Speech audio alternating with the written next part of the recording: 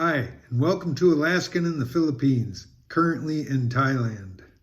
Today I thought I'd talk about social life, having a social life here in Asia if you move out of your country as a single adult male and plan to retire. You're going to be thinking about this. You're going to be moving to a country that's strange. You don't know anybody, and what are you going to do? You're going to sit at home? You better have a plan to actually do some social activities with other humans. And in a country that don't speak the language as same as you, it can be hard. So it really limits you down to basically mostly the expats. That's who you're going to have to deal with if you want to speak English or something. It's going to have to be other world travelers or other expats that are currently living there. Or, if you can go ahead of the curve, say if you have a girl that can speak English, she can help you with your social life here in Thailand or the Philippines. Because, it can be like, especially when I was living in the Philippines, I had really no social life at all. Everything was kind of closed down. In the mornings, you could walk around.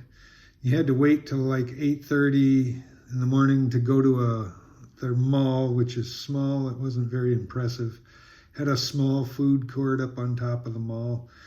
Other than that, for a social life, you could go down and walk on the boulevard, and you could stop and talk to a few people if they're going to all be speaking their language too, so they're not speaking English. So you got to go in and butt into a conversation speaking English. So keep that in mind too, even in the Philippines. So there's its drawbacks. They can understand you there in the Philippines, so you'll get some responses. You can joke around with them. They'll understand small jokes and obvious jokes. You can't get into, euphemisms and stuff they just won't know, and anything that's, sayings and things, they will not understand any of that. And so you just got to be open with it. But yeah, you're going to be there trying to socialize with people they're very social people, but you got your roadblocks because you don't speak the language. And a lot of the times you won't know where to go. Where they socialize can be a different place than where you want to socialize too. So they may go to the karaoke bar and you're going to want to go to the bar, and that ain't where the good people are. Maybe that's a social life too. That's probably the major social life of a lot of the single expat men here is. The reality is they're probably sitting in a bar somewhere for their social life. And that's a quick social life. You can instantly sit down in a bar, grab a beer. There's going to be a girl that's going to come up. Hi, where you from? What you doing? How long you going to be here? Can I be your friend? And then the expats they're all going to be half shot, and they're going to start wanting to talk to somebody and hear their story and tell them theirs. So it's going to be an instant social life for you. If you come and join the bar scene, I imagine it would be no problem. So there's that. But is that really the right social life that you want to have? A lot of the locals in the small towns, if they see you always in the bar, that they're going to know that you got to be, you're going to be a problem probably later on the road. The alcohol is cheap here, and it's easy to get into, just fall into that cycle because you're bored. You'll be bored for a long time when you're here. You got to be out trying to socialize and get out and meet people, and it's hard to do, but you got to get out and try. If you give up and just sit at home, you're just going to become a hermit, and you're no better off than you were in your own country, except your bills are a little cheaper, So here you might as well take the chance and at least go out. And I try to talk to people. If I can get in an awkward situation or a situation where there's just two of us, I'll say hi and where you from or something. Try to socialize, and go out of your box, basically, go out. I do everything but go to the bars and the massage parlors and things like that. I go to the markets and walk around. I observe. I'm mostly still in observant mode. I'm really not jumping in with both feet. I suppose you could get on Facebook, you people with the Facebook social media. I don't do that. I'm not on Facebook. I actually have a business account an old girlfriend started up for me, and I was able to access that. So I was able to get on here in Hoi Hin, and now I'm on a few of the groups just looking around. I signed up for a Soy 94 or Soy 80. There's a group I see. I just signed up for the Hoi Hin forum, and I've been just starting to read. Just the other day, I just stumbled onto it. I'm starting to read a little bit on it. So that's interesting. I'm going to learn something on that, and I can ask a question on it. So forums are always good. I've tried the Thai dating site just to see if I could meet anybody. I just signed up, and all of a sudden I've got all kinds of messages coming in. I talked to a few, I've chatted to them. I signed up actually in the Philippines before I came over here, knowing I was coming. I wanted to meet some people. So that I did. I signed up in the Philippines for Thai friendly. And you'll get a whole bunch of messages right away from Thai women. Keep in mind they can't speak English. They're talking to you through a translator. So that's a problem. Some will be knowing some English, but most will be relying heavily on the translator when they message you. And it looks real good. It looks like they speak English, but when you meet them, you're going to find out they don't.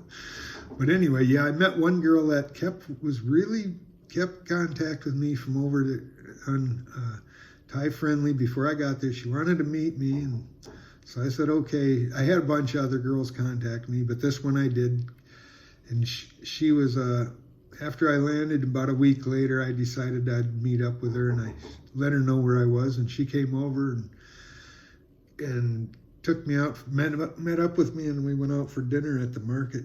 She actually showed me the market, got on her motorcycle and went over, and we communicated through a translator. It's kind of awkward at first. It really is awkward at first, but you can get it, and the more you get to know each other, the more you'll understand each other and which stuff you can communicate a little bit in English with. But yeah, she turned out to be, from what I found out, she was a construction worker, and she was. There's a camp not far away of Laotian from Laos. Laos construction workers here working on the road on Soy 94. They're replacing the sewer system. I've seen it. I'm a water sewer expert myself from back in Alaska. And I see them working. They got the road edge tore up all the way up Soy 94 to the 7-Eleven. And this Laotian camp, they're back here. They're the ones I was telling you put mud on their face. They put white mud all over their face. Thick mud, not just a little bit. Thick blobs of mud. All white mud. And they wear it like that all day when they're working. And even the men do it. I see them walking to work every morning. They're all plastered up with this mud on their face. It's crazy. But they're Laotian. From Laos, and I don't know how they get to work here, but they're probably like the Mexicans in America, come in and work cheaper, and the contractors bribe somebody maybe. I don't know. But yeah, that's what I surmised she was. She was one. She dressed really freaky, really strange too, so I know she wasn't Thai. She said she was Thai, but I asked her, are you from here? And she said, no, I'm from way, way up north. So I think she was, and then I think she belonged in, she said she stayed in a camp too. And then I found this camp, but I haven't seen her lately. But my Thai hairdresser, I came out of my shell, and I was going to ask her. That's how I met another girl, was just my hairdresser. I was going to ask her out, but she got swapped out on me mid-haircut, and I got an old lady instead, so I never got a chance to ask her if she wanted to go out to eat. But amazingly, she stopped me on the road a few days later and recognized me when she was going to work. Hey, remember me? I cut your hair, and ran up to me real happy. So I asked her for dinner, and I've been taking her out. She's been taking me out. She's been offering to take me out to a temples. So I've been to 3 temples with her, and it's always fun, and that's if you can afford to do that stuff. That's another thing. If you're going to be retiring here and your budget's so tight that you ain't going to be able to afford a social life. So you better think about that as well. And or how cheap can you live so that you can have a social life, Right now, I'm not a rich man, and I'm living on a so meager Social Security budget myself. I'd love to be out deep sea fishing in the Gulf of Thailand right now. That'd be amazing, and learn golf or go rent a boat, buy a boat, and have a boat docked here. That'd be the fun retirement, and that would, add to the social life greatly.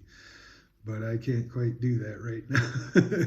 So, but that's just something to think about, you know, how you're going to meet up with people when you get here, and you got to try to go out of your way to go out and see people, go to the mall, walk around, sit around at the mall, visit other places, you know. Go to immigration. Don't make a visa agent do all your work. Go there, you'll meet some people and talk to new people and learn something. So I don't know. And if you're on the beach, you know, walk to the beach. That's what I do. I've talked to people going to the beach a lot, sitting on the beach. Oh, the water's too high to walk. And we're all sitting around scratching our heads and chatting a little bit. So that's a bit of a social life.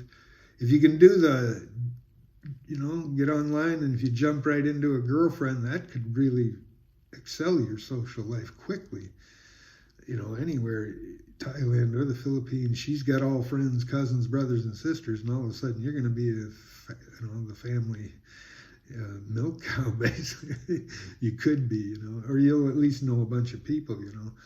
But that's one thing, you know, in the Philippines.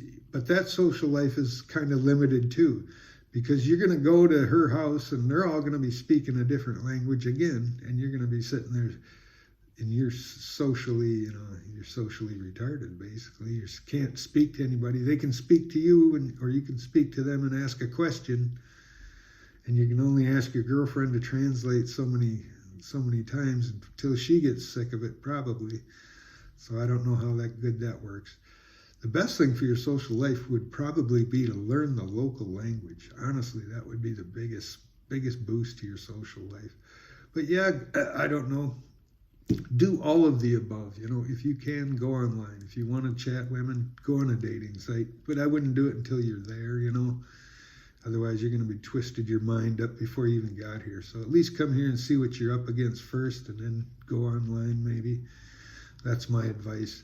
And just chat and meet people. And I try to say hi when I walk by people. If it's not in a crowded sidewalk, I'll say hi to somebody if it's just me and them. A lot of them will say hi back, and there's a couple of them stuck in the elevator. Hi, where are you from? And oh, they were Canadian, you know. I've met a lot of Canadians here in Hue Hin for some reason. I've met 3 or 4 of them now that were Canadians, just asking people, and that were the only few I talked to. A lot of them turned out to be Canadians, but there's a lot of other Europeans here. It's full of Europeans that don't speak English, those kind. I don't know where they're from. Slavica, and a lot of Russians. I hear Russian, Italian, just all the French, a lot of French. There's just all weird European people, languages here.